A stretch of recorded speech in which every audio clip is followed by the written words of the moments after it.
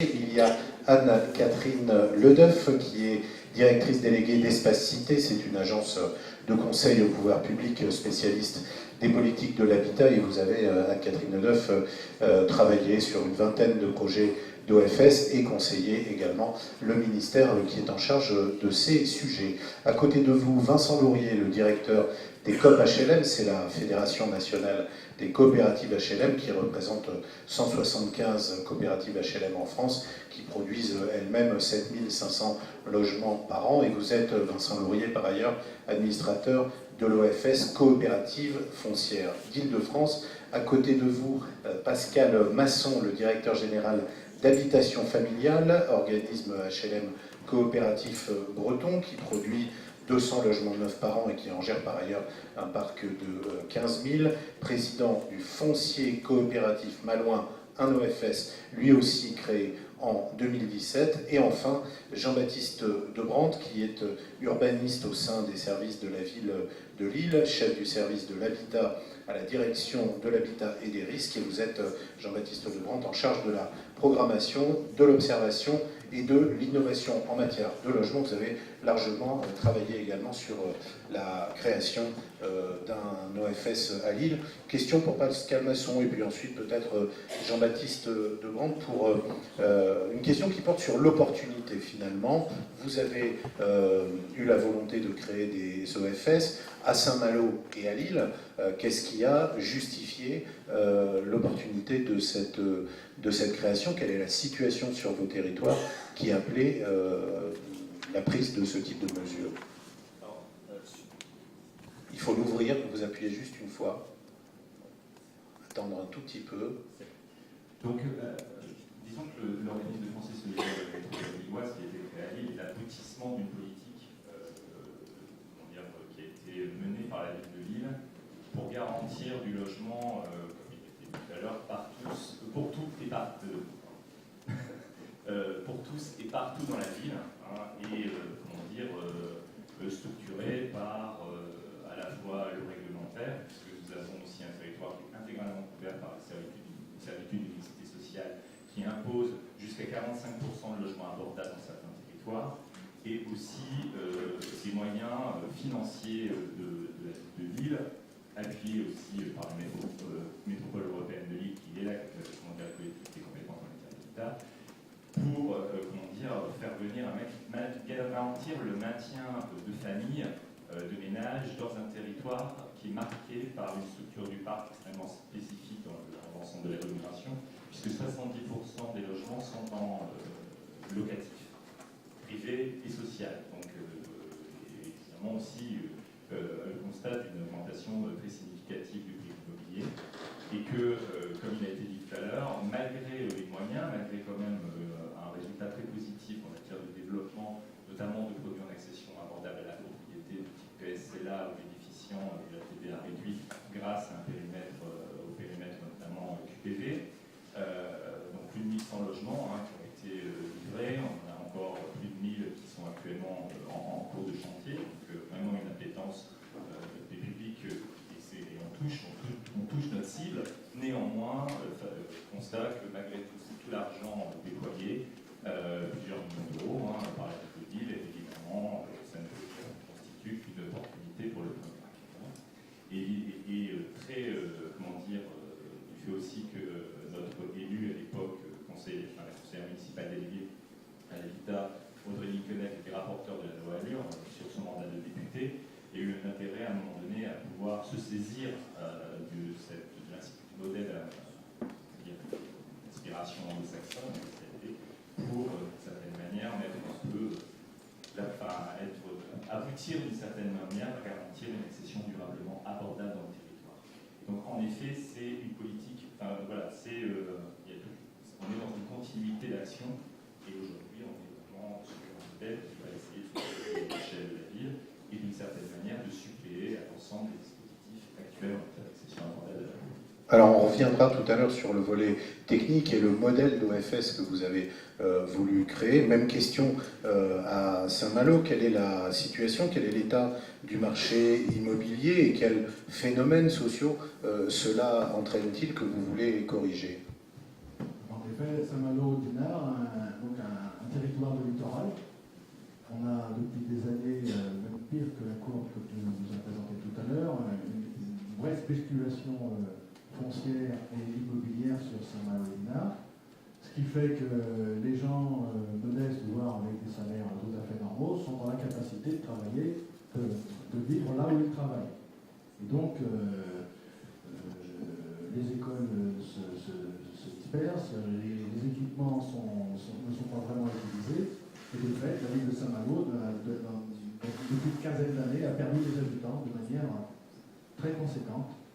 Et l'alerte, elle est là. Et on n'a pas pu, du fait que la collectivité n'avait pas cette habitude de maîtriser la charge foncière, on n'a donc pas pu imposer d'une manière plus forte la réalisation de logements abordables. Le PLH n'était peut-être pas aussi assez brutal, si on peut dire ça comme ça. Et donc, voilà, le constat, incapacité de produire du logement abordable. Je crois que sur les deux villes, on doit réaliser 20 logements PSL apparence, ce qui n'est pas du tout l'ambition. Donc lorsque l'on a commencé à entendre évoquer ce sujet-là, on s'en est emparé et on l'a présenté à la ville de Saint-Malo, qui a bien entendu bien compris l'intérêt. Et d'une manière assez rapide, on a constitué, on en parlera tout à l'heure, un tour de table qui permettra justement de surmonter cet effet d'absence de maîtrise foncière par la collectivité et de pouvoir déclarer, construire une offre bien plus importante qu'elle ne l'est aujourd'hui, puisqu'on va être probablement assez rapidement entre 70 et 100 logements par an. Anne-Catherine Leneuf, la situation que nous décrivent Jean-Baptiste Debrandt et Pascal Masson, elle concerne le centre-ville, ou en tout cas une agglo, qui est une métropole même extrêmement dynamique et attractive, ou le littoral. Est-ce que ce phénomène d'inégalité finalement devant l'accession à la propriété est limité à ce type de territoire où le marché est extrêmement tendu, ou est-ce que c'est plus largement un phénomène français? Alors oui, ça. Le bouton. Voilà. C'est effectivement un phénomène français et national et qui d'ailleurs explique et justifie à la fois la création du modèle en France et son développement et les premières initiatives qu'on a pu voir fleurir au niveau national, qui sont effectivement cette inéquité d'accès à la propriété en France. Alors, moi j'utilise d'autres chiffres que ceux de Vincent. Il se trouve qu'au moment où le premier cadre législatif relatif aux OFS et au PRS a été créé, une étude portée par le ministère de la Cohésion des Territoires avait montré combien le rapport à la propriété était devenu en France un marqueur des inégalités, puisque dans les années 70, à peu près à proportion équivalente, quels que soient leurs revenus, les ménages, les jeunes ménages, on va dire de moins de 44 ans, étaient propriétaires de leur logement à peu près à concurrence de 40%. Or, dans les années 2010, au début des années 2010, on avait un effet ciseau extrêmement important qui apparaissait, avec, à l'inverse, les ménages les plus favorisés, le quart des ménages les plus favorisés, qui étaient propriétaires de leur logement à des proportions extrêmement importantes, plus de 70%, là où le quart des ménages les plus défavorisés ne l'était qu'à hauteur de 15%. Donc on voit bien aujourd'hui l'effet un peu paradoxal dans lequel on se situe, qui est d'un côté cette accession à la propriété qui est inéquitable dans l'expression d'une trajectoire résidentielle, mais aussi dans l'accès à un certain nombre de territoires, et de l'autre, l'engouement et le très fort intérêt que manifestent les pouvoirs publics au regard de cette question d'accession à la propriété, finalement un modèle qui ne fonctionne plus, et la nécessité effectivement d'apporter des réponses nouvelles, qui au départ étaient effectivement de deux registres. D'une part, de considérer que ces effets d'inéquité sont liés au coût du foncier, qu'il faut quelque part traiter cette question du coût du foncier, et de l'autre, l'inefficacité des aides publiques et la nécessité des rentes pérennes. Donc on voit bien que les deux principes du modèle initial avaient effectivement la vertu de répondre à ces enjeux d'équité sociale et territoriale. Ce dispositif d'accession à la propriété dont nous parlons aujourd'hui, le BRS mis en œuvre par les OFS, finalement, il s'adresse à qui? Est-ce qu'il est fait pour les classes les plus pauvres, ou est-ce que c'est fait pour la classe moyenne, celle qui, alors que vous décriviez comme étant par le passé en capacité d'acquérir et qui ne l'est plus aujourd'hui parce que les prix sont devenus déraisonnables par rapport à ses revenus? Quelle est la cible? Alors j'aurais tendance à dire ça dépend. Sur la dizaine d'initiatives qu'on accompagne, les travaux qu'on peut réaliser sont très différents en fonction à la fois des territoires, des situations de marché, de la charge du foncier, de la gouvernance locale autour de l'OFS, de la préexistence ou pas des publics. C'est très difficile de vous apporter une réponse uniforme sur le sujet. Pour autant, bien évidemment, dans un certain nombre de cas, le modèle du fait de l'amortissement en quelque sorte du coût du foncier, puisqu'il s'agit de lisser dans la très longue durée le coût du foncier qui, au final, est quand même répercuté auprès du ménage au travers de la redevance. Dans un certain nombre de cas, bien sûr, ça permet de produire l'accession abordable là où ça n'est pas possible, puisque le coût du foncier plus le coût de construction nous amène à des prix supérieurs au PSLA. Donc ça permet, et c'est le cas, je pense, l'expérience de Lille en est une illustration très puissante, c'est la seule possibilité pour certains ménages d'accéder à la propriété en centre-ville. Donc ça, c'est une première approche. Et puis, nous, globalement, sur la réceptivité économique du bail solidaire, on tend à recommander des modèles dans lesquels on est dans des mensualités proches de celles d'une location, puisque l'avantage concurrentiel du BRS, vous l'avez compris, c'est pas la plus-value, c'est la possibilité pour certains ménages de capitaliser et de transmettre ce capital. Et donc, à partir du moment où la mensualité du ménage est proche de celle d'un loyer, l'avantage concurrentiel est évident. Dans un certain nombre de cas, l'appréciation sera plus utile. Voilà, je ne sais pas si on aura le temps de rentrer dans les détails, mais en tout cas, c'est un angle d'approche qui nous paraît important. On va le faire, mais on reste pour l'instant sur les enjeux politiques, sociaux et territoriaux, avec une question pour Vincent Laurier. Les COP HLM, le lobby des coopératives HLM, a poussé très clairement à l'inscription du BRS et à la création des OFS dans la loi. Pourquoi est-ce que vous y étiez favorable? Quel intérêt y trouvez-vous? C'est vrai qu'on a été assez mobilisés sur le sujet, avec d'autres quand même. On n'est pas tout seul à avoir agi en ce sens, mais il faut savoir que la famille que je représente, celle des coopératives HLM, est historiquement une des composantes du mouvement HLM qui est focalisée sur la question de l'accession sociale à la propriété. Donc depuis toujours, on a cherché à dépasser le cadre classique des dispositifs mis en place par l'État. Hier, c'était l'allocation à attribution, aujourd'hui, c'est l'allocation à accession.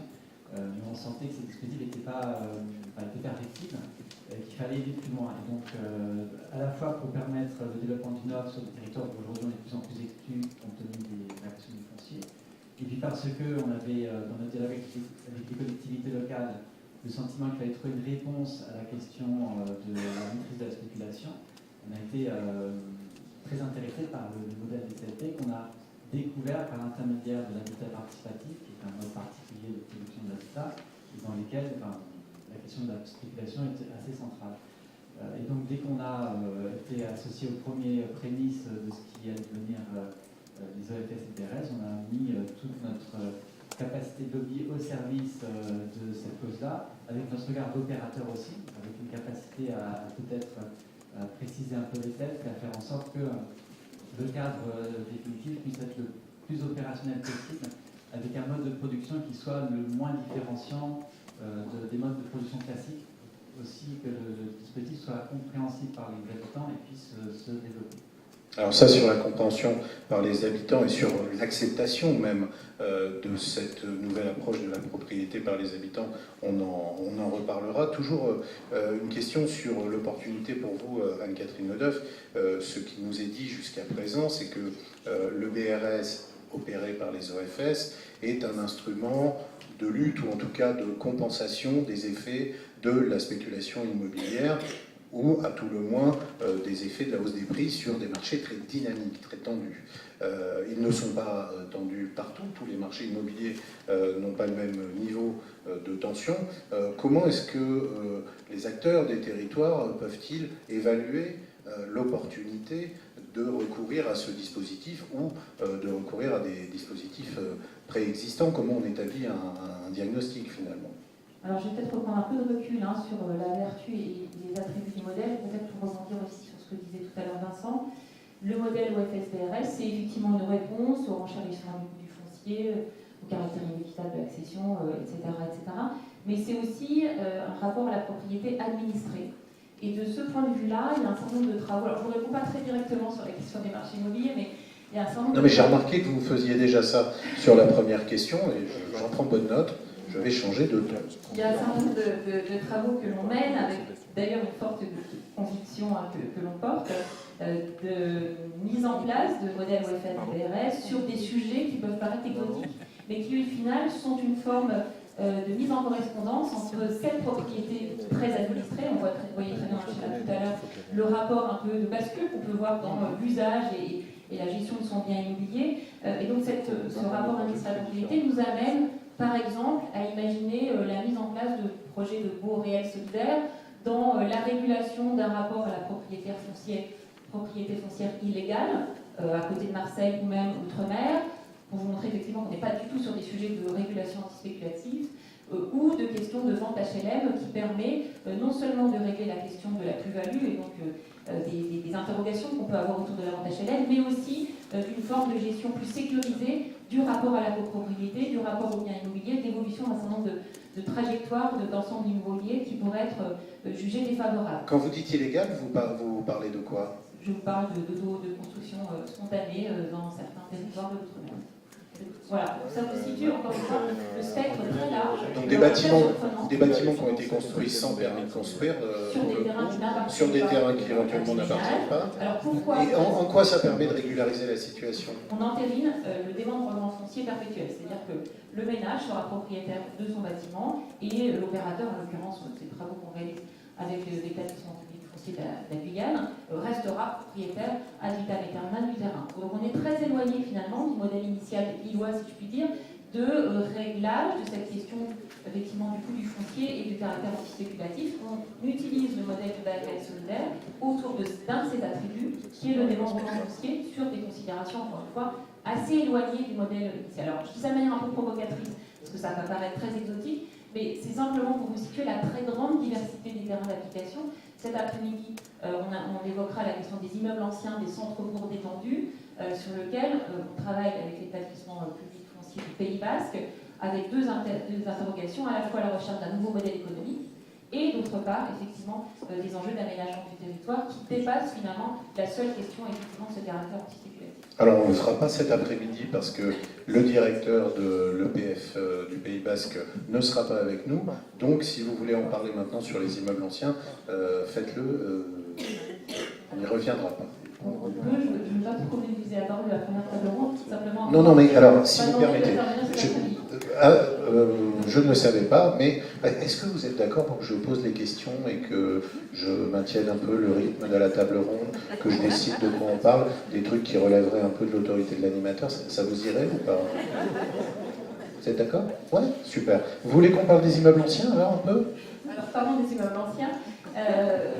Autre effectivement contexte d'application un peu à l'opposé des territoires très centraux dans lesquels le foncier est très cher, un travail effectivement sur le secteur dit intérieur du Pays Basque, avec la préoccupation qui est portée par l'établissement public foncier dans ses stratégies d'aménagement du territoire, de régulation des concurrences immobilières et foncières, avec effectivement des immeubles de centre-bourg dans lesquels les projets d'accession à la propriété ne sont pas attractifs, puisque quand vous mettez bout à bout le coût de l'immeuble plus les coûts des travaux, vous arrivez à des coûts de sortie des opérations hors marché, qui sont totalement hors marché et plus chers que du périurbain, jugé peut-être plus attractif par un centre de ménage. Et donc le travail que l'on mène pour l'établissement public foncier du Pays Basque est de regarder de quelle manière, au travers de cette forme de démembrement, le prix de sortie du logement pourrait être capé, c'est-à-dire fixé en fonction des prix du marché jugés raisonnables et des capacités financières du ménage. Et en retour de ça, l'organisme de foncier solidaire prend à sa charge le déficit de l'opération et le lisse dans la très longue durée de la même manière qu'il l'aurait fait du foncier. Donc en effet, là on opère à l'inverse, si j'ose dire, sur des marchés qui ne sont pas suffisamment dynamiques pour justifier l'investissement. Il y avait d'autres formes de territoires, d'autres territoires, oui, c'est les quartiers dits de la politique de la ville. Est-ce que le BRS peut présenter un intérêt dans ces quartiers-là? Alors c'est aussi un sujet sur lequel on a travaillé, on a accompagné Rennes Métropole dans une réflexion sur la transformation de tours HLM en opération mixte, rassemblant à la fois du locatif social, du locatif intermédiaire et de l'accession à la propriété. Et il nous est apparu, donc c'est des travaux effectivement qu'a prolongé ensuite la métropole, que le bail réel solidaire pouvait présenter des intérêts, peut-être un jour dans le cas d'une plus-value qui pourrait être jugée inopportune eu égard à l'argent public qui aurait été mis, mais aussi surtout, encore une fois, du fait de ce rapport à la propriété administrée et de la sécurisation que le dispositif de bail réel solidaire peut permettre, à la fois la possibilité d'interdire le statut de propriétaire bailleur. On sait que dans un certain nombre de copropriétés qui peuvent être amenées à se dégrader, les petits propriétaires bailleurs, parfois peu scrupuleux, peuvent être une des origines de la dégradation des ensembles immobiliers.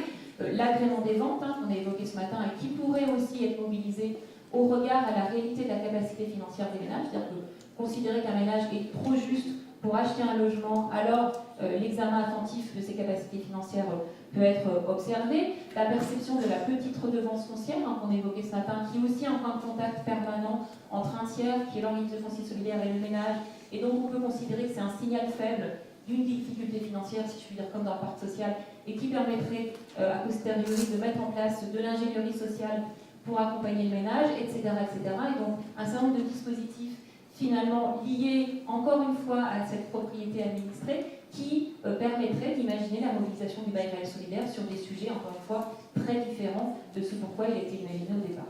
Qu'est-ce que le BRS apporte si on le compare au PSLA? Question pour tous, le PSLA, dispositif qui visait, toutes choses égales, le même objectif, qui était de favoriser l'accession sociale à la propriété pour des populations dont les besoins dont les moyens étaient limités. Quelle est la valeur ajoutée finalement de ce BRS? Oui, Monsieur Debrandt. Comme j'ai dit tout à l'heure, nous on cherche vraiment à ne plus aller vers le PS. Pas que ça ait été sa logique, il a son public cible. Sauf que, évidemment, dans un marché très concurrentiel, au final, si on fait une analyse à rebours, le PSLA a touché potentiellement des ménages qui pouvaient aussi acquérir sans le dispositif de location-accession, pour être très clair. Donc il y a un effet d'opportunité qui est quand même plus, potentiellement plus significatif que dans un système de bail réel solidaire, dans lequel évidemment la discussion avec l'organisme de foncier solidaire et ses administrateurs, dans lequel il doit, permet à un moment donné d'avoir un ciblage de la population qui correspond, qui peut être beaucoup plus cœur de cible que celle qu'on a pu observer.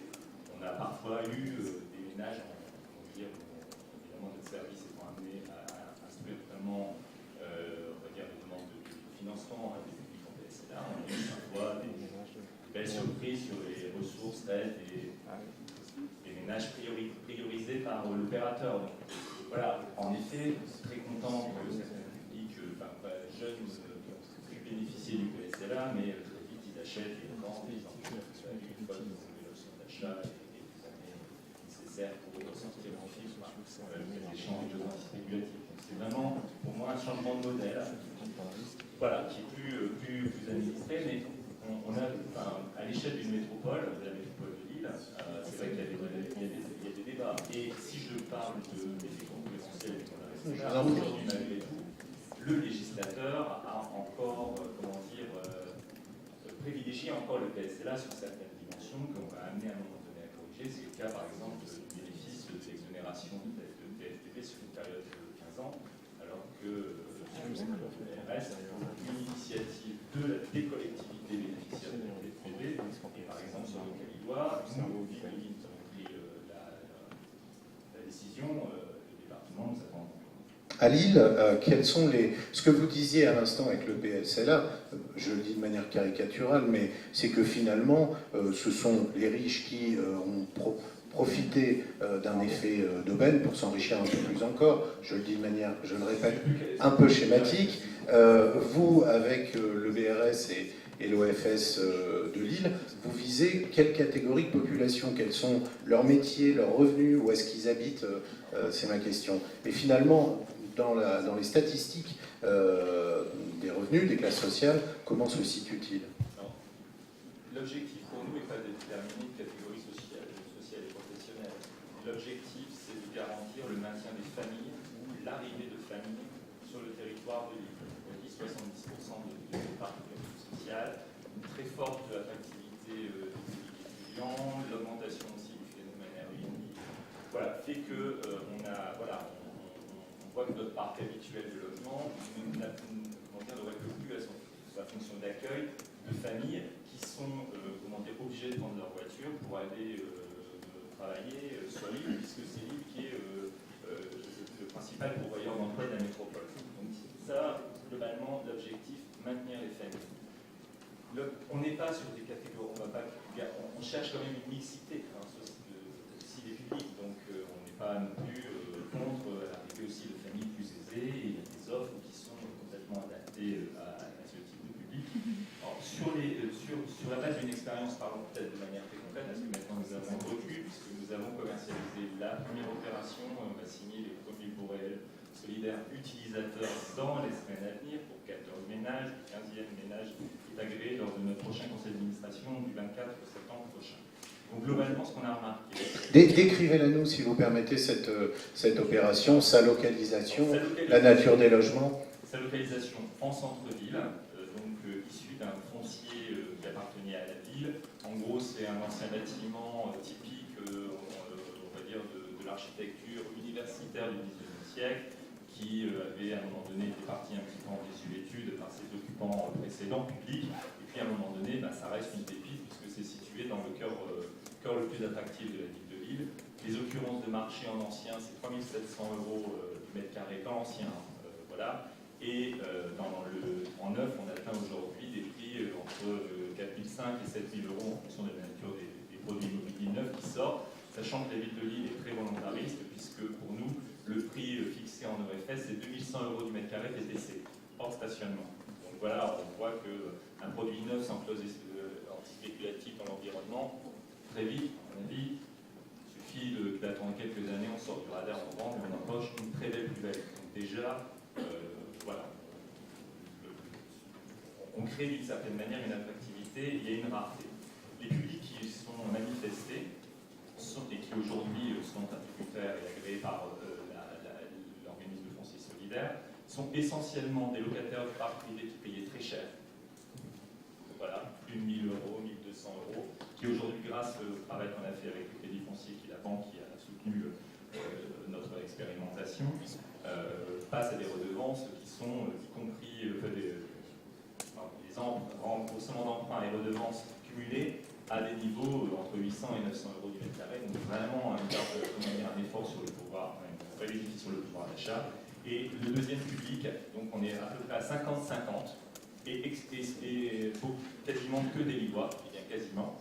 On est sur des publics qui étaient locataires du parc social, et qui là évidemment payaient un peu plus. Et comme le disait tout à l'heure Neuf, il y a aussi une démarche où ils arrivent enfin à pouvoir, d'une certaine manière, patrimonialiser et dans l'environnement dans lequel ils avaient leurs habitudes. C'est-à-dire qu'ils étaient soit condamnés à rester locataires par rapport à leurs ressources, parce que de toute façon, il n'y a pas d'offre de cette nature. Ils ont vraiment une appétence aujourd'hui, ils ont manifesté une appétence pour ce type de produit. On va revenir sur les effets psychologiques. On y vient juste après. Je voulais juste poser la même question à l'OFS Malouin. Quelle est la cible de population quelle offre aussi voulez-vous leur faire? En termes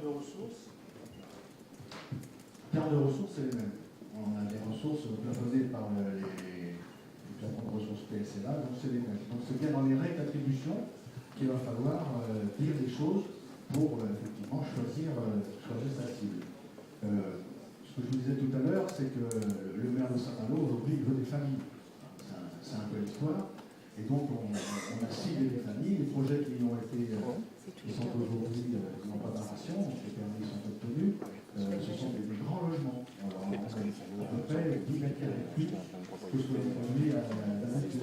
D'habitude, on est sur un très grand moyen, là, on est plutôt sur les prix. Donc, vraiment, on a ciblé des familles.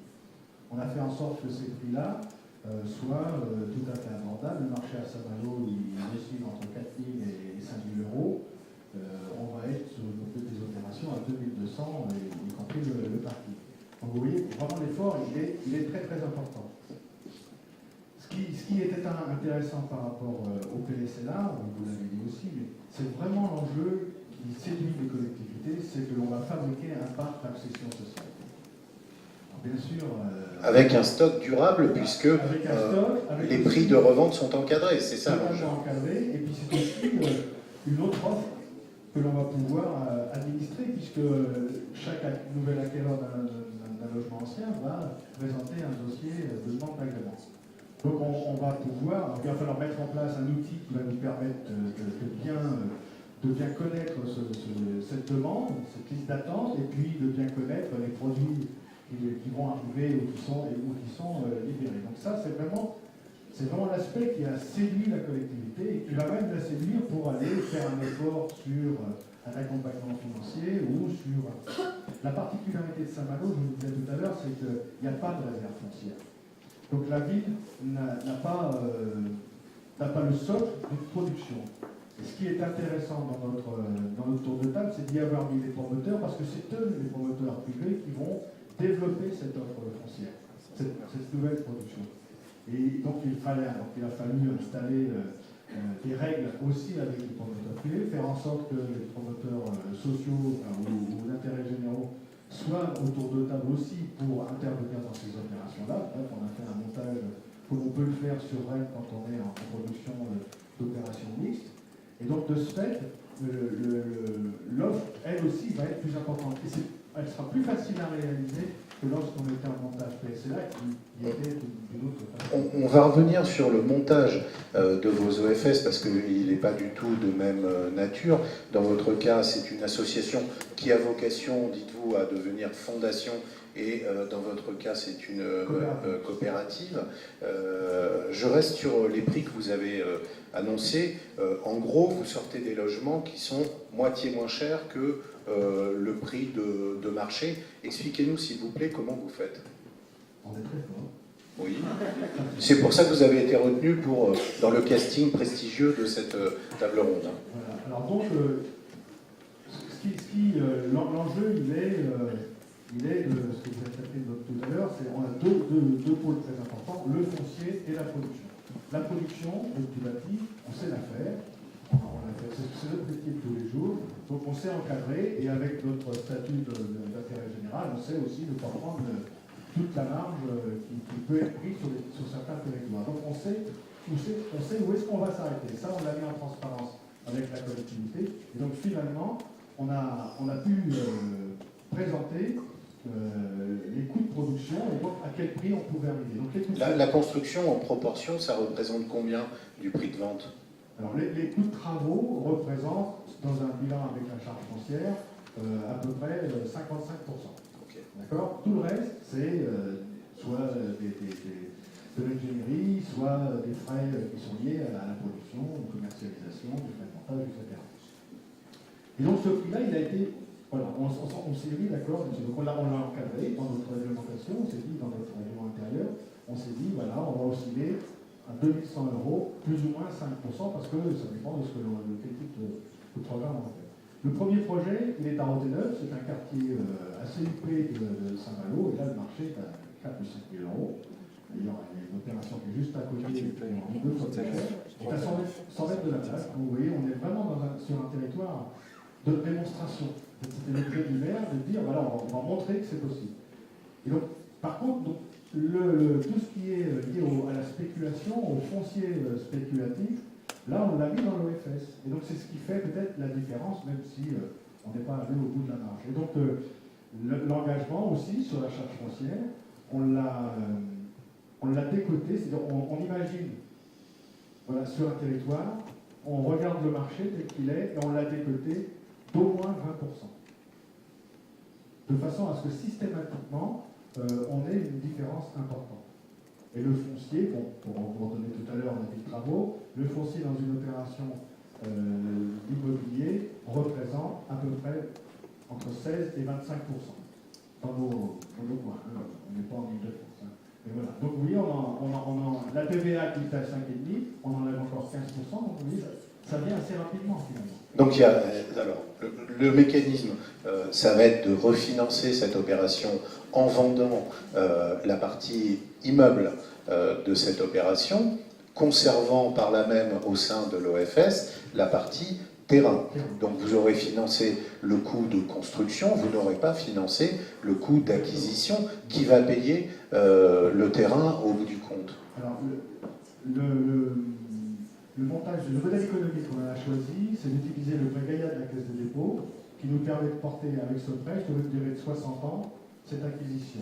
Donc on a rendu la mensualité, c'est ce qu'on va refacturer. C'est lissé sur une très longue période.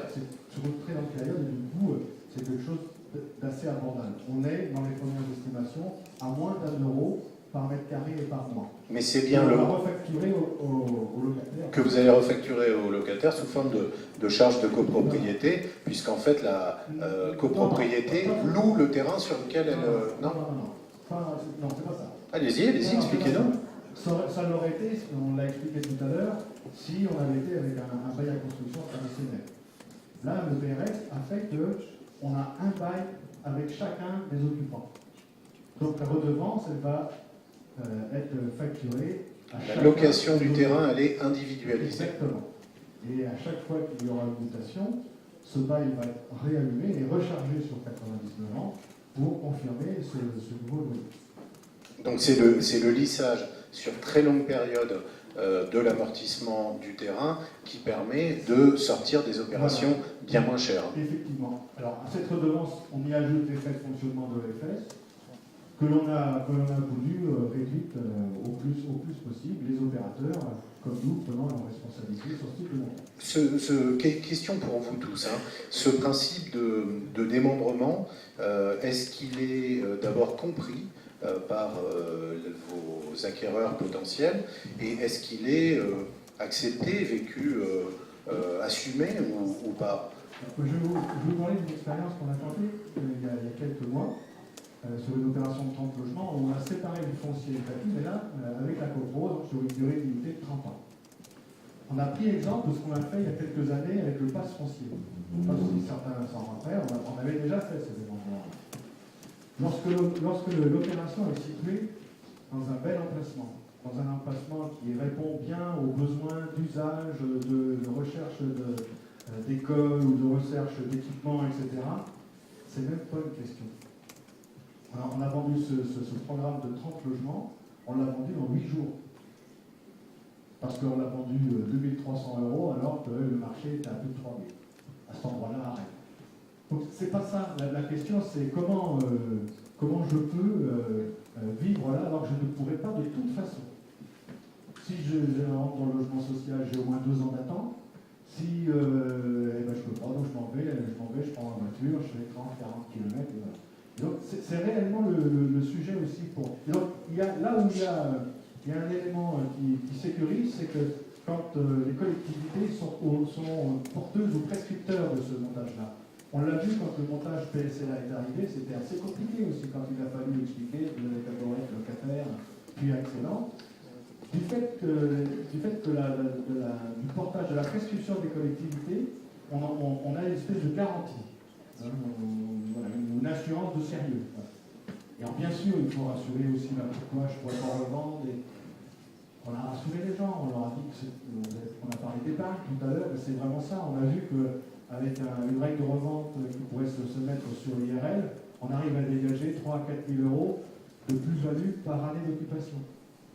Alors, c'est pas une grosse marge de manœuvre, mais c'est quelque chose qui amène quand même un pass pour poursuivre son parcours résidentiel. Sur la compréhension et l'acceptation des candidats, vous avez des retours d'expérience ou un point de vue? Oui, c'est assez similaire à ce qu'il vient de dire sur Saint-Malo.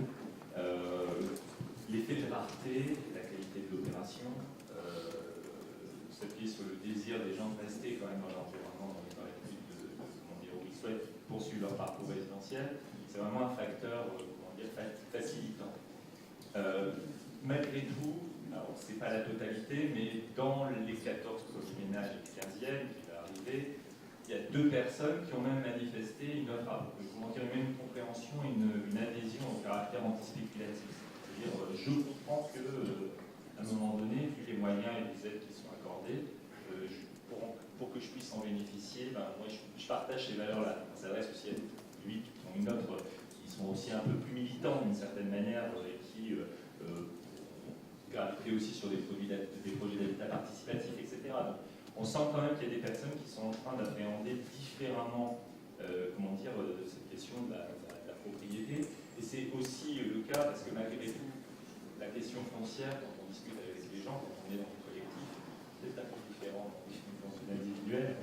Mais globalement, c'est vrai que la question foncière, ils achètent un appartement. Et ce qu'on a voulu montrer, c'est qu'ils achètent un appartement, évidemment avec des clauses qui sont un peu différentes, puisque évidemment, ils sont appuyés, ils sont aidés pour acheter à ce niveau de prix. Il y a des efforts publics qui sont consentis relativement importants. Et donc, de fait, ils comprennent que ils achètent un appartement comme ils auraient acheté dans un autre collectif, d'une certaine manière, avec un système qui est un peu différent. Et aussi, ce qui n'est pas sans anodin, c'est qu'ils comprennent aussi la question de la sécurisation par l'OFS, parce que, quoi qu'il en soit, déjà nous, on est chargé d'activer la file d'attente, et d'autre part, en cas de difficulté, on indemnisera les droits réels acquis conformément à ce qui aura été stipulé dans le bail. Donc, on est aussi dans un modèle quand même qui est très sécurisant. Et on a fait le choix, dans la démarche de commercialisation, aussi que ce soit ni le promoteur ni nous, puisque nous sommes jugés partis, évidemment, on y croit. Et c'est la DIL du Nord, avec lequel on a conventionné d'une certaine manière, un conseil neutre et qui a assez bien fonctionné, et qui, de toute façon, aussi, pour nous, est une pièce constitutive de l'agrément. C'est-à-dire que dans le passage au conseil neutre est nécessaire pour que l'on puisse agréer, pour être sûr que la personne ait bien compris l'intégralité de des subtilités, puisqu'il n'y en a pas qu'une, parce que, je rappelle, à la fois la personne doit incorporer la subtilité du BRS, la subtilité d'une vente en VFA, la subtilité de devenir copropriétaire, voilà, il y a plein de choses qui sont, et donc c'est pour ça qu'on a choisi aussi de s'appuyer sur la Ligue du Nord pour nous fournir ce service supplémentaire aux ménages. Toujours sur le volet, philosophique quand même du dispositif, il y a le principe du démembrement de propriété, puis il y a aussi l'encadrement du prix de revente, les clauses anti-spéculatives. Elles ont une pertinence à l'échelle collective, mais à l'échelle individuelle, elles aboutissent à dire à cette génération qui va acquérir ainsi qu'elle doit renoncer à une espérance de gain auquel la génération précédente a eu droit. Elle a même, pour certaines, accédé à la fortune, puisqu'elle paye du fait de l'immobilier à Paris, par exemple, ou à Lyon, l'ISF. Est-ce qu'il n'y a pas là un sujet politique, philosophique qui vous travaille ? Déjà tenté cette question-là, fondamentalement, il y a ce que je pense personnellement, et par rapport à la dérive qu'on a pu observer, et c'est bien dommage qu'à un moment donné, il y ait une réaction des pouvoirs publics aussi, ou plutôt quand on a commencé à avoir à un moment donné un affolement du prix de l'immobilier. Donc je ne peux pas vraiment, tout ce qu'on sait aujourd'hui, c'est malgré tout, ces personnes-là, on se répète un petit peu. C'est ça où les quartiers périphériques où ils accèdent à quelque chose, et pour certains d'entre eux, au lieu de payer grassement un loyer d'un investisseur qui a bénéficié de taxes, au final ils mettent dans quelque chose qui à un moment donné leur reviendra. De fait, c'est aussi ça, à un moment donné, c'est d'une certaine manière, ça permet potentiellement dans nos territoires de refonder d'une certaine manière, pour dire que quitter ce que l'on fait en termes de produits immobiliers, et d'une certaine manière de mettre l'ensemble de notre énergie, ingénierie, financement, etc., pour répondre aux besoins de ces familles. Anne-Catherine Ledeuf, et puis peut-être Vincent Laurier, si vous voulez vous exprimer là-dessus, Anne-Catherine Ledeuf. Peut-être parce que effectivement cette question de la manière dont les ménages reçoivent ce nouveau produit en bail solidaire est effectivement extrêmement important, surtout dans des territoires où le pari pourrait être fait de considérer que le PSLA n'a plus lieu d'être, que toutes les opérations d'accession à l'ADD auraient légitimité à basculer en exclusivité au bail réel solidaire, ce qui est le cas par exemple de Rennes Métropole, qui est effectivement statué en ce sens. À partir de 2019-2020, il n'y aura plus un seul PSLA sur le territoire centre de Rennes Métropole, et tout sera proposé en bail réel solidaire. On voit bien, là on sera sur des volumes de 300 logements par an, on voit bien l'importance de cette réceptivité, on va dire marketing auprès des ménages et la sensibilité du sujet. sur cette question-là... Et des collectivités en l'espèce, si vous permettez, parce que les collectivités pourraient se poser exactement les mêmes questions. Hein. C'est le sens de l'engagement de Rennes Métropole, c'est le caractère antispéculatif du modèle eu égard à l'argent que Rennes Métropole met sur la table chaque année, 5 millions d'euros, considérant qu'il est inéquitable que certains ménages perçoivent des plus-values sur de l'argent public, voire sur les impôts payés par d'autres catégories de ménages. Donc cette question-là, elle est essentielle. On est en train de la regarder attentivement au travers d'une étude qu'on réalise pour le ministère de la Cohésion des Territoires sur effectivement la manière dont les ménages reçoivent, perçoivent ce nouveau produit en variable solidaire. Alors c'est un peu tôt, hein, mais pour l'instant on a regardé 3 opérations, Lille, une opération en Île-de-France et une opération dans le Pays Basque. Ce qu'on peut en dire par rapport à ce qu'on présageait, c'est à la fois la confirmation dans les attributs du BRS, qu'on n'a pas eu le temps de développer dans le détail ce matin, mais les 3 sujets qui interpellent le plus les ménages, c'est bien évidemment la clause antispéculative. Le deuxième sujet, c'est la perception d'une redevance, avec dans un certain nombre de cas une interrogation sur les ménages de la perpétuité de la redevance. On n'a pas eu le temps d'aborder, mais c'est une des questions du modèle économique. Est-ce que c'est une redevance perpétuelle ou qui s'arrête au moment où on a remboursé le prêt qui a permis d'acheter le terrain et effectivement, sans l'imaginer, c'est plus accessoire, enfin ça l'est dans un certain nombre de cas sur le modèle économique, les écarts de TFPB par rapport au PSR. Et au regard, ce qui nous a davantage surpris en revanche, dans la manière dont les ménages regardaient ce nouveau tandem OFS-DRS, c'est le regard porté sur l'OFS dans un certain nombre de cas. Alors c'est vrai que nous on a tendance à considérer que c'est un atout, c'est vertueux pour les raisons que j'indiquais tout à l'heure, hein. L'engagement, on va dire, de l'économie sociale et solidaire dans cette question de la pérennisation de l'accession à la propriété. Pour un certain nombre de ménages, ça interroge, c'est un acteur d'un genre nouveau. Et certains se posent d'ailleurs la question de, dans le cas, enfin il y a une question qui s'est posée dans ce sens tout à l'heure, mais certains ménages l'expriment comme tel, dans le cas où l'OFS aurait des problèmes financiers, qu'est-ce que ça change pour mon logement? Est-ce qu'on va augmenter ma redevance? Qu'est-ce qui se passe si effectivement il fait faillite, qu'il est racheté par d'autres, etc. Donc l'effet d'entraînement de l'OFS sur la copropriété, c'est des choses que les ménages regardent. C'est effectivement pas des choses qu'on avait anticipées. Et puis sur le principe de la TFPB, pourquoi je m'acquitterai de la taxe foncière alors que je ne suis pas propriétaire du terrain? Donc, eu égard à ce regard général que portent les ménages, ce qu'on peut dire aujourd'hui sur ces 3 premières expériences, c'est qu'il y a 2 facteurs de succès, en tout cas dans la particularité de ces premières expériences.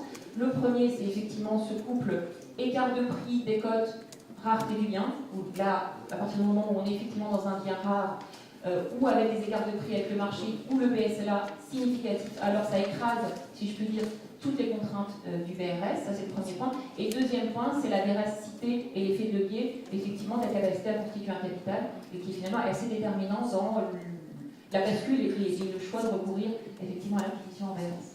Donc pas de réserve excessive de la part des candidats à l'acquisition. Dans ce cadre-là, Vincent Laurier, je reviens avec vous avant de vous donner, mesdames, messieurs, la parole dans la salle pour interroger nos invités sur les potentialités du dispositif. Vous me disiez que le BRS permettait de développer l'habitat participatif. Rappelez-nous, s'il vous plaît, ce qu'est l'habitat participatif et en quoi le BRS permet de le développer. Le développer, je ne sais pas, mais en tout cas, il y a une proximité évidemment entre les démarches d'habitat participatif et une démarche par laquelle un groupe d'habitants va décider de co-concevoir son habitat et plus largement le mode de gestion de cet habitat une fois qu'il aura été livré. Et la maîtrise de la spéculation et des entrées-sorties liées à la vie du collectif qui aurait été constitué à l'origine. Et donc c'est vrai que dans les projets que une coopérative accompagne en matière d'habitat participatif, la question de la maîtrise de la spéculation est une valeur forte du groupe et qu'une réponse, ça peut être de faire porter le foncier de ces projets d'habitat participatif par un OFS, puisque par nature, avec le bailleur solidaire, on règle cette question de l'antispéculation, j'allais dire, intrinsèquement. Donc c'est un sujet sur lequel nous travaillons et on pense que là, il y a entre guillemets une niche, mais comme l'a évoqué Catherine, le DRS, c'est en fait une sorte de couteau suisse, c'est-à-dire que plus on travaille sur ce sujet, plus on s'aperçoit qu'il peut être adapté à des différents sujets qu'on n'avait pas imaginés à l'origine. Y compris au redressement de copropriétés en difficulté économique, disiez-vous. Voilà, y compris sur ce sujet-là, où nous, on a une expérience à travers d'un outil qu'on a développé en Ile-de-France qui s'appelle CoProCop Ile-de-France, qui fait du portage de l'eau en copropriété en difficulté. Et on sait que, fort de cette expérience de 10 ans, il y a des sujets qu'on n'a pas pu traiter jusqu'à présent, qui pouvaient peut-être traiter en mobilisant le bail récipiendaire. Donc ça, c'est des potentialités à venir. C'est ça qui est assez à la fois enrichissant et un peu étourdissant dans le bail récipiendaire, c'est qu'effectivement, le champ des possibles est relativement large. Et il ne faut peut-être pas se perdre, donc choisir un peu les priorités. Donc pour nous, c'est la question de l'action sociale en promotion, mais l'avantage là était un autre sujet, l'accessibilité aussi, les centres ruraux également. Il y a là vraiment un déroulé très, très motivant. Alors, j'ai encore des questions sur la procédure d'agrément et les critères par l'État, sur le modèle juridique qui convient de choisir pour créer un OFS, et vous verrez au cours de la journée qu'ils sont variés, sur savoir qui doit être l'opérateur d'un OFS. Dans certains cas, c'est les collectivités qui sont à l'initiative, dans d'autres, des coopératives, dans des troisièmes encore, des EPFL. Mais bien sûr, vous avez la possibilité de poser toutes les questions que vous souhaitez. Elles sont les bienvenues. Souhaitez-vous, chers amis, mesdames, messieurs, vous exprimer à ce stade de la matinée?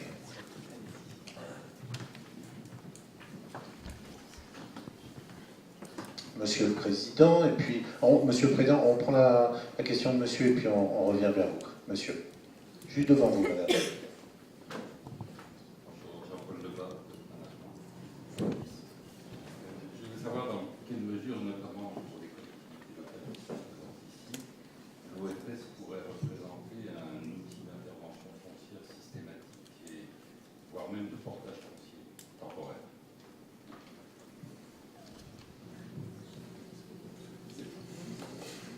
Oui, Lille. Allez-y, Monsieur de Brandt. Je crois que la question du portage foncier, c'est vrai qu'il y a aussi d'autres outils dans le portage foncier. On échange assez régulièrement, notamment avec le EPF de Jean-Pas-Calais, pour nous aider à faire du portage temporaire sur des projets et des sites un peu compliqués qui nécessitent des territoires qui est encore marqué par un héritage industriel important. Nous ajoutons aussi la compétence notamment de l'EPF pour travailler aux conditions notamment d'engager le renouvellement durable de certains sites. Donc, en tant que tel, l'OFS, dans le modèle qui nous est propre, on intervient la gouvernance, juste pour, parce que je n'ai pas eu le temps de poser. Mais allez-y, faites-le maintenant. La gouvernance assez particulière, puisque en effet, c'est de l'initiative de la ville de Lille, mobilisant la métropole européenne de Lille, parce que compétent en matière d'habitat, et s'associant d'une certaine manière la mobilisation des têtes de réseau, que sont la Fédération des promoteurs immobiliers du Nord et de France, Action Logement, l'Union régionale de l'habitat, et l'acteur qui sera le support moral à terme de l'OFS, qui est la Fondation de Lille, qui est une fondation territoriale. Il n'y en a pas beaucoup en France, mais qui est une fondation territoriale et une utilité publique, d'autant plus, qui peut être aussi intéressant, notamment pour aborder un sujet à terme aussi sur les dons fonciers, la défiscalisation, etc. Parce que c'est aussi, c'est dans le Suisse, c'est aussi une perspective intéressante.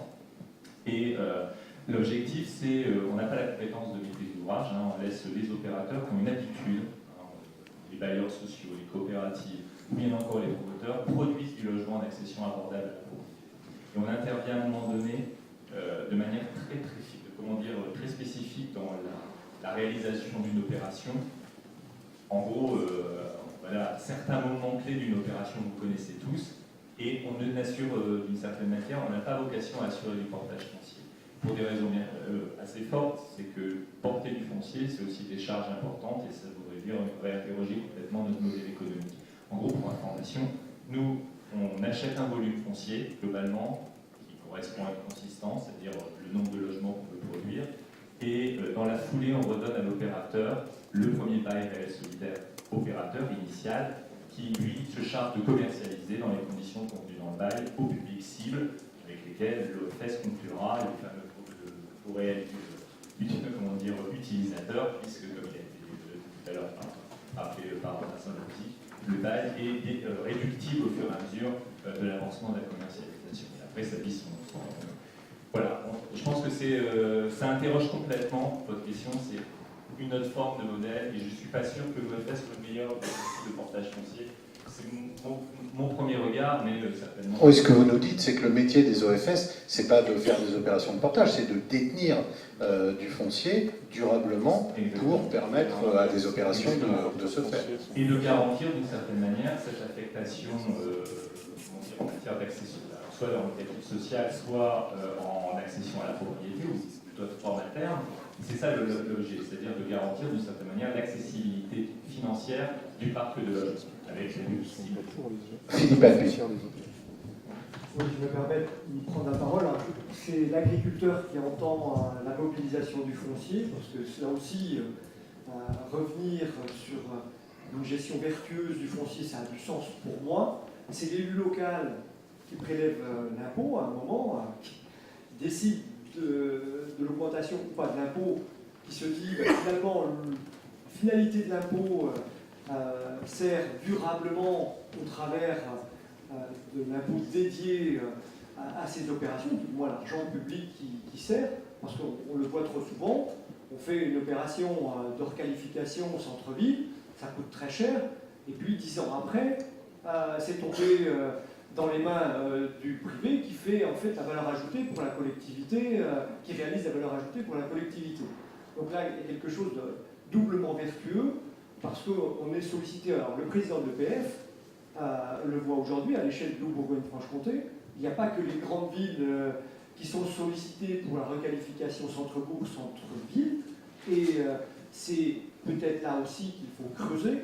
Nous, à notre niveau, et peu importe qui porte le foncier, c'est véritablement offrir aux collectivités un produit vertueux, parce que tout le monde fait le constat de cet éloignement des populations qui travaillent, des jeunes ménages, qui se fixent sur un territoire, mais qui ne trouvent pas le logement adéquat et de logement digne. Parce qu'on a la précarité énergétique, on a la précarité, pas par l'insalubrité, mais on voit un parc, malheureusement, en zone de tension, il y a un certain nombre d'élus à connaître la zone frontalière, où c'est des tarifs qui sont inabordables pour ceux qui ont fait le choix de rester sur nos territoires. Et en plus, la saisonnalité des métiers, tout cela à gérer pour des petites collectivités qui n'ont pas forcément des moyens durables d'intervenir publiquement. Donc, effectivement, alors si c'est l'EPF qui le porte, peut-être, mais il y a une urgence à intervenir aussi par rapport au foncier. Et ce qui m'intéresse aussi, c'est ce côté fruitière. Alors ici, nous, on parle de fruitière pour le lait, on parle de fruitière forestière, fruitière pour le vin.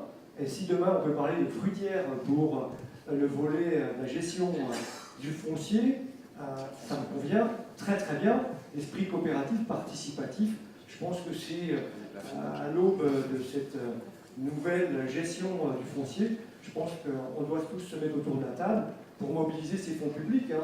Je crois que c'est là aussi, ça interpelle toutes les collectivités qui œuvrent pour la réhabilitation du foncier, mais qui quelque part se dit que toute l'énergie et la puissance de l'argent public n'est pas dédiée sur un bon ciblage, parce que la plus-value elle n'est pas empochée par ceux qui ont investi. Je ne vais pas poser de question directement, mais c'est un constat d'élus et aussi de citoyens. Non seulement elle n'est pas empochée par ceux qui ont investi, mais elle continue d'aller dans la poche de celui qui spécule. Dans le dispositif qu'on décrit, on y va un peu fort quand même, parce qu'on a vu Proudhon, Fourier, c'est le nom des salons. J'avais jamais vu ça d'ailleurs nulle part en France, donc on se lâche un peu sur la critique du capitalisme contemporain. Avez-vous d'autres questions, Madame? Moi, j'ai une interrogation et en découle deux questions. Sur la gestion au long terme, je crois que le sujet a été évoqué, mais peut-être je n'ai pas été attentive à ce moment-là, mais sur l'entretien du bâti et la pérennité du bâti dans le temps, et s'il y a une toiture à faire dans 25 ans, comment c'est prévu en termes de budget. Et peut-être je vous pose ma deuxième question, comme ça vous verrez. Et après, j'ai bien compris que tout de suite, par exemple, vous avez un objectif de conserver des ménages, jeunes ménages, on va dire, en centre-ville, que pour, on va dire, la sécurité de ces ménages, il y a forcément des baux à long terme, donc ça leur permet vraiment de s'installer tranquillement dans leur projet. que souvent le parcours résidentiel évolue, mais que si là, ces personnes restent, dans 20 ans, vous aurez fait un immeuble de jeunes ménages, et du coup, est-ce que ça, vous l'avez prévu sur la population que vous aurez, quoi. Enfin, je veux dire, vous n'êtes plus à l'initiative de la rotation, et est-ce que vous avez un pool Il y a deux questions différentes. Il y a la question de la gestion, qui paiera les travaux d'entretien de l'immeuble, vous allez répondre. Et puis après, il y a la question de l'aménagement du territoire. Finalement, aujourd'hui, ces opérations, elles sont faites pour des jeunes ménages. Dans 40 ans, ce seront des couples de vieux qui habiteront dans les mêmes immeubles. Et est-ce que politiquement, ça ne sera pas un sujet? Donc c'est exactement ce que vous nous dites, de manière beaucoup plus subtile. Mais parfois, dans mon job, pour les besoins de la clarification, il faut y aller un peu brutalement. Des réponses à ces deux questions, objections? Au moins sur la première, notre activité dans notre coopérative, c'est la gestion immobilière, on n'en parlait même pas, donc de syndic. Donc je vous confirme bien, on est complètement dans la loi de 65, et ce sont les occupants qui gèrent financièrement, qui décident et qui gèrent financièrement leur copropriété. L'idée d'avoir cédé le terrain, en fait, ça veut dire qu'on a, dans les parties communes de la copropriété, il y en a une partie qui est un bail. Voilà.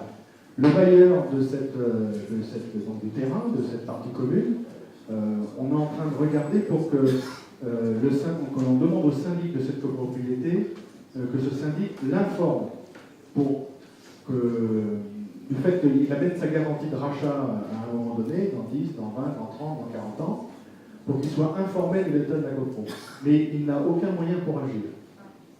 D'accord? Il peut intervenir voilà, pour donner des idées, pour peut-être faire partager des questions, voilà, des soucis qu'il pourrait y avoir au bout de 50 ans, mais en tout cas, il n'a aucun moyen d'intervenir. On est un futur d'achèvement, donc on est le bâti, il est vendu avec toutes ses parties communes, tout le reste, sauf le terrain qui lui est un bail et qui est un droit réel à la propriété. Donc l'OFS ne facturera pas de redevance qui soit liée à l'entretien de la copropriété. Donc l'immeuble est géré de manière tout à fait classique, comme dans n'importe quelle copropriété. Ce que l'on peut rajouter quand même, c'est que la loi Allure a commencé avec un prémisse en disant faites un peu d'épargne pour préparer vos prochaines décisions lorsque le temps passera. D'une façon générale. Ben, c'est peut-être là qu'on peut avoir une intervention de l'OFS en conseil pour dire que cette épargne pourrait être assez puissante pour prendre en charge les enjeux de façade, de couverture, donc à terme. Voilà, donc on est bien dans ce sujet. La deuxième question, juste, bon, pas pour monopoliser, mais juste pour répondre un petit peu, je vous disais, on est dans la vraie propriété, donc les gens resteront. Mais contrairement à certaines décisions d'accession sociale, lorsque, par exemple, on vient d'acheter un logement avec 2 chambres, si demain on a envie d'un appartement plus grand et que les ressources sont encore conformes à celles nécessaires à l'OFS, on pourra se présenter sur un nouvel appartement, OFS, enfin avec un BRS. Donc on peut imaginer aussi un parcours résidentiel à l'intérieur de cette production et de ce qu'il y a aussi, de ce qui sera vendu en occasion. Avez-vous d'autres questions? Oui, monsieur, là-bas au fond. Oui, bonjour, Pierre Morier, PS de l'Ain. Moi, j'ai une question vraiment par rapport au dispositif, par rapport aux bénéficiaires. Vous avez dit que donc, le BRS s'adresse à des personnes qui peuvent acquérir des biens à 2 000 €, alors que le marché est à 4 000 €. Je vais être assez pragmatique. Je vais acheter le logement de 1 000 €, je vais emprunter pour acquérir ce logement. Je vais payer une redevance en parallèle. J'ai une possibilité d'abattement de 30% de la taxe foncière, ce qui ne sera absolument pas dans l'air du temps puisqu'on supprime la taxe d'habitation, donc je ne vois pas trop les collectivités encore faire des abattements. Mais après, c'est un choix politique, donc c'est pas de souci. Mais on s'aperçoit... C'est ce qui a été décidé à Rennes, par exemple. Oui. Et on s'aperçoit que le taux de rotation moyen de l'habitation principale est de 10 ans, à peu près. Au bout de 10 ans, je vais revendre mon logement, je n'aurai pas de perspective de plus-value, je vais rembourser mon solde d'emprunt et je vais le réinstaller dans quel où je retourne dans le parc social, parce qu'aujourd'hui, le parc BRS, il n'existe pas, on est d'accord. Voilà, moi, c'est cette interrogation-là. Et par rapport aussi au fait que les Français ont une notion patrimoniale assez prononcée, et de transmission, et de volonté d'avoir un patrimoine et éventuellement une plus-value. Donc voilà mes interrogations par rapport à ce produit. Je vais répondre parce que je tiens le machin, mais juste, on n'a pas parlé de plus-value de marché, c'est-à-dire celle qui se passe lorsque vous annonce en cause. Hein, tout d'un coup, le quartier devient un super quartier. Là, ce que l'on va offrir quand même aux gens, c'est ce qu'on a dit tout à l'heure, c'est quand même une épargne qui sera non négligeable. Vous avez dit 10 ans, au bout de 10 ans, je peux partir avec 40 000 euros. Tout réglé. Tout réglé. Alors, ça me donne des arguments pour la suite. Soit je retrouve dans la production ou dans le parc existant, donc 10 ans, mettons, à Saint-Malo, ça pourra faire peut-être une soixantaine de logements d'occasion, plus les 60 ou 70 qui seront avant. Je trouve quelque chose dedans, ou je décide de m'éloigner. Et j'aurais vécu 10 ans avec un projet. Quand on est 10 ans, je mets un petit bémol quand même, on fait une grosse moyenne. Quand on a peu de moyens, on reste un petit peu plus de 10 ans. Catherine Leneuf, sur des populations qui finiraient par vieillir dans les logements qui étaient plutôt destinés aux actifs, et puis aussi peut-être une réponse à monsieur qui nous décrivait un phénomène de trappe finalement. Non, mais c'est effectivement un point important. Là aussi, on regarde attentivement en faisant des simulations sur le capital effectivement dégagé par les ménages à une durée définie. Et dans un certain nombre de simulations qu'on a fait, on voit effectivement que les ménages peuvent s'acheter plus grand en BRS ou à peu près la même taille sur le marché libre. Donc on voit que les ménages ne sont pas complètement captifs du dispositif. Et d'ailleurs, ces simulations font partie des éléments d'appréciation sur le bon niveau de prix jugé en BRS, qui, dans un certain nombre de cas, bien évidemment, vous l'avez compris, n'est pas forcément au plafond PSLA. Et donc ce type d'estimation permet effectivement de dialoguer avec la collectivité, avec les partenaires qui sont à l'initiative de l'OFS, pour juger du bon prix à estimer en BRS, considérant qu'effectivement le ménage aura ce type d'appréciation et qu'il ne faut effectivement pas que le BRS soit un marché complètement parallèle ou en tout état de cause de l'avoir assumé. Sur la question de la rotation, c'est effectivement un point important qui fait aussi partie des vertus du modèle, puisque bien évidemment l'OFS restant présent dans la longue durée, l'OFS ayant ce pouvoir d'agréer la vente, on peut considérer que l'OFS ait effectivement la possibilité d'entretenir en quelque sorte cette réflexion autour de l'affectation des logements dans un certain nombre de cas proche de ce qui peut se passer dans l'attribution des logements locatifs sociaux et donc d'avoir une stratégie d'ordonnancement de la demande. Donc, dans un certain nombre de cas, il y a une possibilité pour les OFS de créer ce métier d'agence immobilière qui par ailleurs est aussi un avantage pour régler un des risques du modèle économique qui est la pleine propriété des logements. Mais en tout état de cause, autour et de ce métier d'agence immobilière et des réflexions qui auraient pu être mises en place au niveau local, la possibilité, comme à la première affectation des logements, de réguler les conditions d'accès au logement en bail réel solidaire, encore une fois avec des enjeux de mixité sociale, de priorisation, tout en respectant bien sûr les règlements de discrimination qui existent dans le parc social ou dans l'accession à la propriété classique. Avez-vous d'autres questions, observations? Peut-être monsieur ici au premier rang, et puis ensuite on reviendra vers vous, monsieur. Bonjour, de Sylvain Briet. J'avais juste une question, c'est sur le financement par les banques des ménages. Quelle est la réceptivité? J'ai entendu dire aussi que il n'y avait pas forcément une compétitivité au niveau des taux d'intérêt par rapport à une acquisition classique. Et deuxièmement, que les banques loueraient l'argent plus cher, voilà, prêteraient plus cher. Est-ce que ça c'est une réalité par rapport au taux d'expérience de l'île?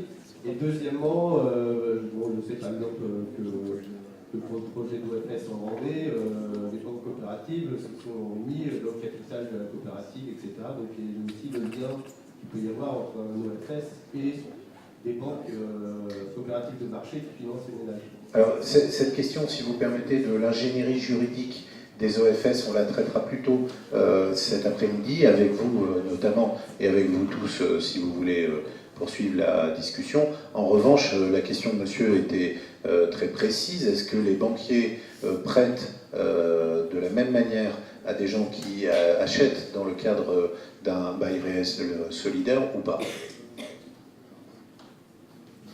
deux niveaux de réponse. Alors le premier niveau de réponse, c'est de dire en effet, il y a encore un gros travail à faire pour, d'une certaine manière, s'assurer, comme ça a pu être le cas pour le PSLA, que l'ensemble du monde bancaire s'intéresse à ce produit. Les choses aujourd'hui sont encore, de l'ordre du confidentiel et il faut, s'appuyer plutôt sur des banques qui ont l'habitude, d'une certaine manière, de traiter avec du public et d'oser, d'une certaine manière, l'expérimentation. Ensuite, la question de savoir est-ce qu'en effet, la banque qui propose le cas d'échéant, si M. Vincent Gorny, qui est présent dans la qui représente le Crédit Foncier de France, peut aussi répondre, puisque nous travaillons en partenariat avec lui.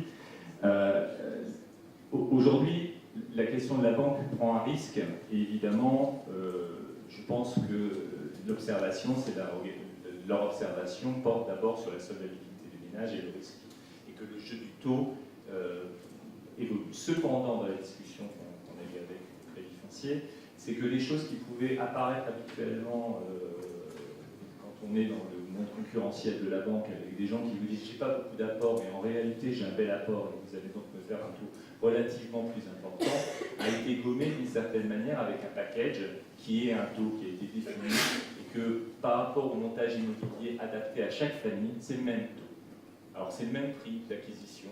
Le mètre carré, c'est 2100 € du mètre carré, que ce soit du T2 ou du T5, c'est le même prix. Alors que dans certaines opérations, il y a des péréquations. Deuxièmement, c'est la même redevance, 1 € du mètre carré. C'est le même taux. Voilà.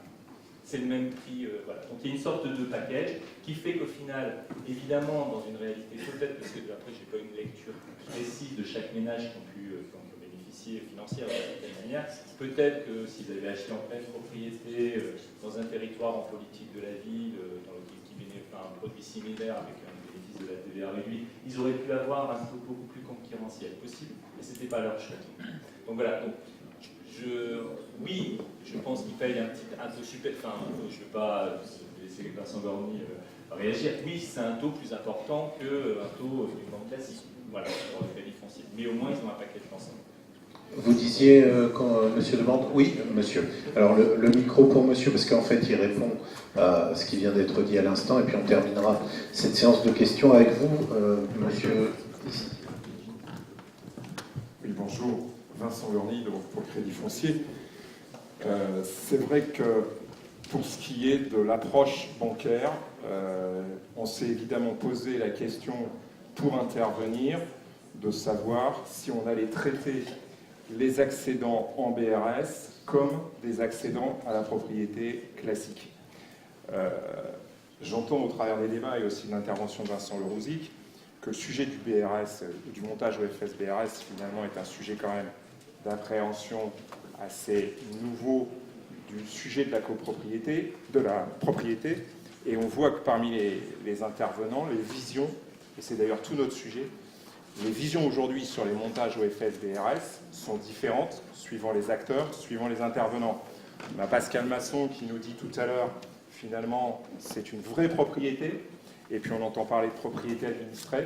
Vincent Lerouzic nous expliquait qu'on était en train de tordre un peu le sujet de la copropriété en transformant en fait un dispositif qui est un dispositif de dissociation foncier bâti en dispositif plutôt démembré, en rapprochant le sujet de la nue propriété et de l'usufruit. Et puis on constate aussi que lorsque l'on évoque ces opérations, on parle effectivement de la gestion à long terme de l'OFS, de son encadrement, et côté des accédants, certains finissent par réagir en disant ben non, je ne paierai pas la TFPB parce que je ne vois pas pourquoi je la paierai puisque je ne suis pas propriétaire ou je ne suis pas propriétaire du foncier.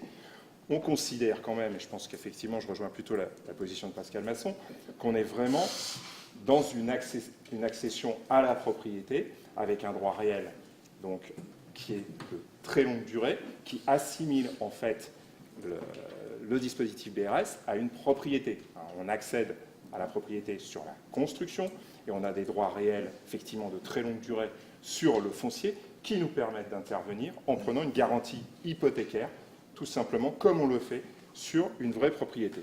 Donc je pense qu'effectivement, il n'y a pas de raison que le propriétaire BRS n'assume pas à la fois la gestion de la copropriété, la fiscalité, et pour nous, je pense qu'effectivement, en termes d'approche, fiscalité ou financement, c'est la même chose. Donc on a décidé effectivement d'intervenir. Ça n'a pas été facile parce qu'il fallait convaincre nos instances internes que c'était des accédants à la propriété quasiment comme les autres, qu'on pouvait prendre des garanties comme en pleine propriété, et puis que le modèle économique était viable.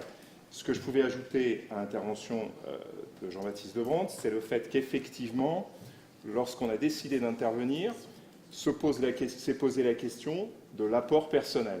Vous savez qu'effectivement, en l'occurrence, eh bien là, le ménage peut effectivement apporter des fonds personnels pour acquérir la construction, mais on a déjà une sorte de portage qui est réalisé, puisque le ménage ne finance qu'une partie de sa propriété tout de suite, c'est-à-dire la construction, et qu'il va louer la propriété du foncier pendant du très long terme, ce qu'on assimile effectivement à ce fameux droit réel que j'évoquais tout à l'heure, de long terme. Donc notre position a été de dire qu'on ne ferait pas de différence entre des ménages qui auraient de l'apport personnel et des ménages qui n'en auraient pas. Et c'est pour ça qu'effectivement, les ménages que nous finançons, qui ont de l'apport personnel et qui l'injectent dans l'opération, ne sont pas mieux traités, alors qu'ils représentent un risque moindre, ne sont pas mieux traités que les ménages qui font une acquisition avec peu d'apport, parce qu'on a effectivement déjà une partie du foncier qui est portée par l'OFS, et puis eh bien, l'endettement que nous avons du ménage en l'occurrence nous permet effectivement d'intervenir dans de bonnes conditions. Sur l'appréhension client, ce que je souhaitais ajouter, puisque c'est quand même effectivement important, les clients que nous avons rencontrés, je ne les ai pas rencontrés directement, j'en ai vu qu'un ou deux en passant à l'agence de Lille, mais en tous les cas, notre direction de Lille qui finance les ménages a pu constater qu'un certain nombre de ménages à qui on présentait le dispositif comprenaient très bien, comme ça a été dit, ce fameux dispositif, qu'ils y trouvaient un intérêt, comme ça a été dit par certains, d'une nouvelle propriété. Ils n'étaient pas effectivement portés forcément sur une acquisition classique, ils ne souhaitaient pas forcément avoir un parking, c'était des ménages qui voulaient vivre en centre-ville, qui, pour eux, trouvaient très bien d'avoir effectivement une propriété qui soit pérenne dans le temps, mais qui ne soit pas définitive, et qui ont très bien compris le concept, parfois mieux que ceux qui souhaitaient prétendre effectivement leur expliquer.